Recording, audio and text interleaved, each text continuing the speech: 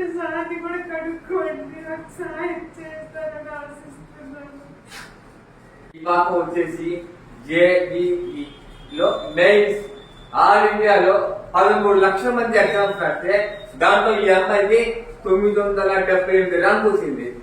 ఎంత గ్రేటో చూడండి. 1000 రోజులే రాస్తే అమ్మాయికి 13 లక్షల మంది రాస్తే అంత వచ్చి కూడా ఈ పాప ఆర్థిక పరిస్థితి మళ్ళీ చదువుకోవాలంటే అమ్మాయి ఆర్థిక పరిస్థితి కుదరట్లేదు. తనకు వచ్చేసి వరంగల్ లో NIT కాలేజ్ లో సీట్ వచ్చింది. తన ఆర్థిక పరిస్థితి ఏం అర్థం కాక మన గురించి తెలుసుకుని వచ్చింది. ఆ చిట్టి తల్లి తన ఒక బాధ చెప్పింది. మీరైనండి, మీరు ఇండి ముందుకు రండి. డాక్టర్ చెప్పమ్మా మీ పరిస్థితి. నా పేరు హేమలత. నేను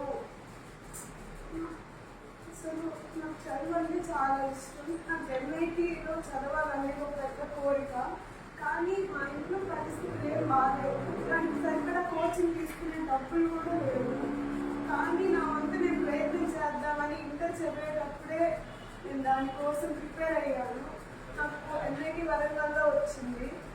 అది ఆనందపడాలో బాధపడాలో కూడా అర్థం కావట్లేదు. అది వచ్చినా కానీ దానికి కట్టే డబ్బులు లేవు.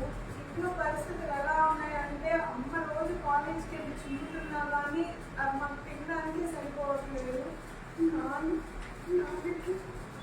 నాకి ఏం బాగాలేదు, హెల్త్ కూడా ఏం బాగాలేదు. తను చేసే స్థితిలో లేదు. మాకు తినడానికి కష్టంగా ఉంది. అలాంటప్పుడు నాకు ఎలా పెడతారో అర్థం కావట్లేదు. ఇంత కష్టపడి చదువుకుంటే నేను ఇక్కడే మిగిలిపోవాలా నాకు అనుభూతి వేస్తుంది. నాకు సహాయం చేయండి. కావాలంటే మీరు డైరెక్ట్గా కాలేజ్లోనే ఇవ్వండి. నాకు ఇవ్వాల్సిన అవసరం కూడా లేదా నమ్మకం అనుకుంటే నేను చదువుకోవాలండి. నేను చదివినాను. ఎవరైతే ఇట్లా చదువు ఇలా చదివే వాళ్ళు కానీ వేరే వాళ్ళుగా ఉన్న వాళ్ళు కానీ మిగిలిపోయే వాళ్ళకి సహాయం చేయాలని ఉంది. అలా ఉండిపోకూడదు. నేను అలా ఉండిపోకూడదు కోరుకుంటున్నాను. నేను బాగా చదివి మంచి పొజిషన్లో ఉండాలనుకుంటున్నాను. అలా అయితే నాకు ఈ కాలేజ్ చాలా చాలా ఉపయోగం. నాకు సహాయం చేయండి. అక్కడ చదవాలంటే 1,70,000 దాకా అవుతుంది. డెవలప్మెంట్ ఫీజు 40,000, అలాగే హాస్టల్ ఫీజే 50,000 ఉండింది. అది కట్టే స్థితి మాకు లేదు. ఇంట్లో వాళ్ళు అడిగే పరిస్థితి కూడా నాకు లేదు. వాళ్ళు అడగడానికి నాకు రావట్లేదు. ఇంట్లో అలా ఉంది. నాకు ఎలాగైనా సహాయం చేయండి. నేను చదువుకోవాలనుకుంటున్నాను. నాకు సహాయం చేయండి. నా విషయం సంతోషం.